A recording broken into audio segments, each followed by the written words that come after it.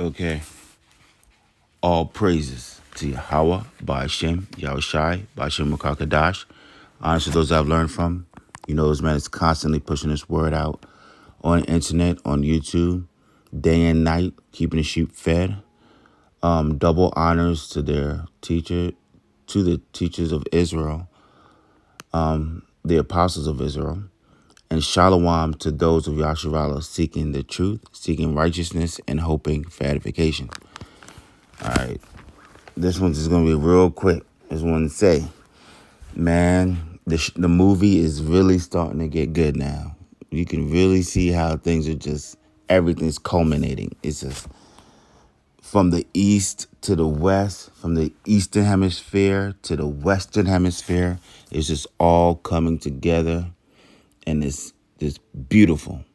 I mean, my man Tucker Carlson is just complaining, and the more he complains, just the more he just whines, and the more you can just see the just defeat in the face of these Edomites. So today I just want to say, when the Taliban come, don't run. Don't run. You people have been talking. I mean, look at this. You went to these people's country, destroyed it, just completely just destroyed the infrastructure, the morality. I mean, the animals, the fields. You're using their fields to grow narcotics. That's pretty much murdering and killing off the people back here in America. So I have heard not one apology come out the mouth of one of these generals, one of these politicians, one of these congressmen for going to these people's country and destroying it. So when the Taliban come, don't run. Okay? You people, I mean, y'all Bogart and everything, y'all big, y'all Buffy, you know what I'm saying? So when it's time to fight, y'all need to stand up and fight, for real. Look at this right here. We got Inside Reach 871, a U.S. C-17 packed with 640 Afghans trying to escape the Taliban. You know, these are all the people that were in the Kabul area, because, you know, Afghanistan is pretty big country. So everyone, you know, that's where America's pretty much hub is. That's where their consulate is. That's where their nice airport is. So everyone that's trying to feed off of America that agrees with their ideology, you know, they're going to congregate around them. And these are all the people that were pretty much in Kabul. That's where all the money was, you know, all that American money. And what does it say right here? It says, the C-17 using the sign Reach 81 was not intended to take on such a large load, but panicked Afghans who had been cleared to evacuate pulled themselves onto the C-17's half-open ramp, one defense official said. And they said this is the largest load. He said that's believed to be among the most people ever flown in a C-17. Like they said, everything's unprecedented is going on. And, you know, of course, one reason why they can fit so many people on there because, you know, they have a lot of military equipment that's very heavy. And since they're left all their military equipment to the Taliban to just take in great shape, they can fit the people on there. So let's just hit this quick with Habakkuk 2:16. Thou art filled with shame for glory. Drink thou also, and let thy foreskin be uncovered. The cup of the Lord's right hand shall be turned unto thee, and shameful spewing shall be on thy glory. Yeah. I don't think you could find a military defeat on camera or pullout that is anything worse than this. This is a complete embarrassment. I mean, if you have any kind of knowledge of military, any kind of knowledge of you know, just governing, this should not happen. There's no way on earth that this should ever happen. And I'm so excited and glad that it did happen this way because you people are disgustingly wicked. This is what you deserve. And I'm thankful it happened. I'm pray more of it happens and more of it comes out. And then, of course, these people are just so wicked that, the Taliban finally got them out of the country. What they're going to do? They're going to come up with some brand new terrorist group called ISIS-K. I mean, just kill off their own people. And, of course, to make it not look so bad, they make sure they killed about 150 Afghans along with them. So it's just disgusting. I mean, just you're leaving. It's already embarrassing. Leave. But of course, they're going to leave carnage behind.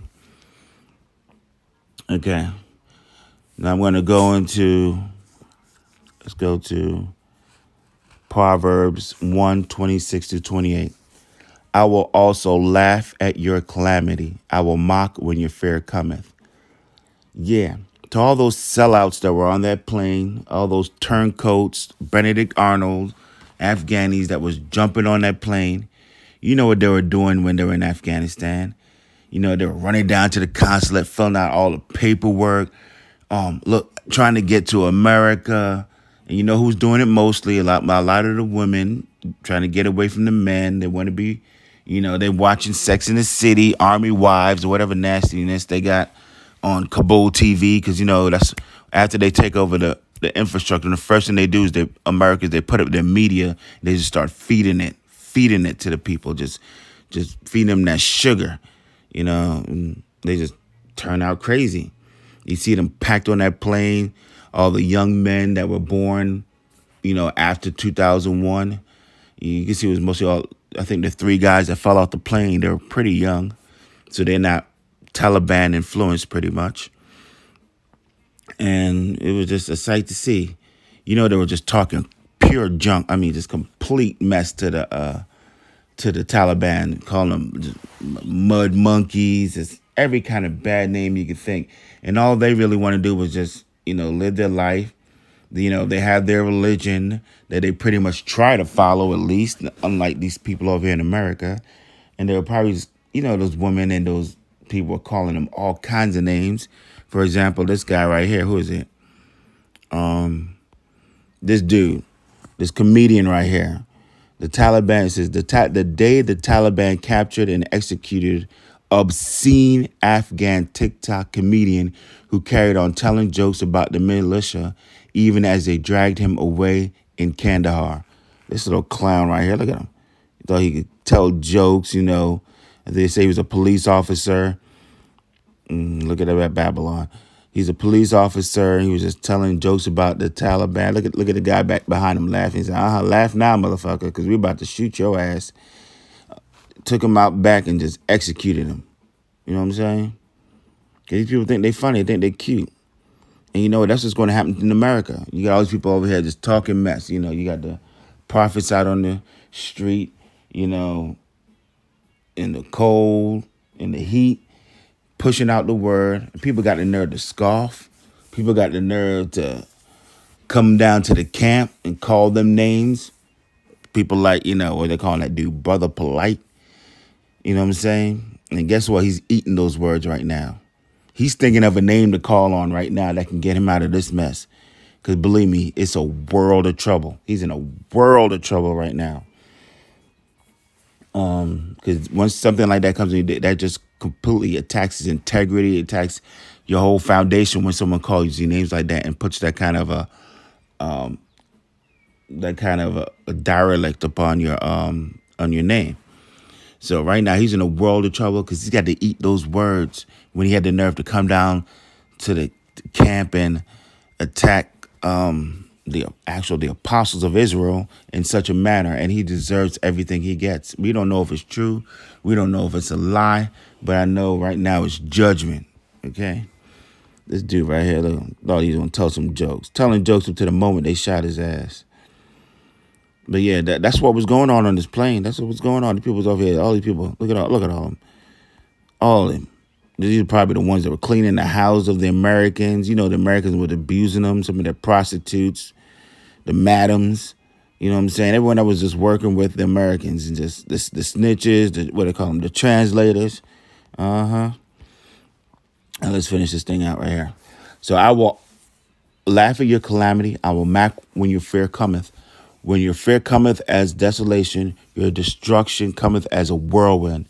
When distress and anguish come upon you, then shall they call upon me. Like right now, going down Louisiana, we got Ida coming. And I'm telling you, one of the worst things I hate seeing. I hate seeing these people in their cars trying to flee from these hurricanes. Because these are the same people that were laughing at the Syrians when they were trying to flee from those drone bombs. You know, they don't want to let the Syrians into Europe. If you don't want to let them, stop drone bombing them, and they'll probably may stay in their home. And they tell them, stay in Syria. Don't come in our homes. And now here comes a little hurricane coming in, and these Americans are so scared and they're fleeing. Stay there. Just like you told the Syrians to stay, why don't you stay? The whole highways is jam-packed of them trying to get out of Dodge. Let's go back to 27. So when your fear cometh as desolation, and your destruction cometh as a whirlwind, when distress and anguish come upon you, then shall they call upon me, but I will not answer. They shall seek me early, but they shall not find me. Polite, you shall not find me. You people in trying to run from Ida, you shall not find me. You people that was hanging on the airplane, that was scared, that was screaming their ass off when they're falling from the landing deck, you shall not find me. And you two dirt jakes that see the prophets on the street corner out there right now, you got time, you can go to the store, you can still go on your little vacations, you can still, find your leisure time. So you can't find your little moment to go check and find out who you are, where your lineage come from, and what you're all about. You can't go to the prophets and, inquire a little bit. So guess what? When trouble come up on you, you shall not find me. So saith Yahweh Ba'ashem Yahweh Shai. So with that, I'm going to go ahead and end this out. We say, Kahala, Yahweh Ba'ashem Yahweh Shai, Ba'ashem Akakadash. Honor to those that I've learned from. Double honors to the apostles of Israel. And shalom to those of Yasharala, seeking truth, seeking righteousness, and hope of edification. Shalom.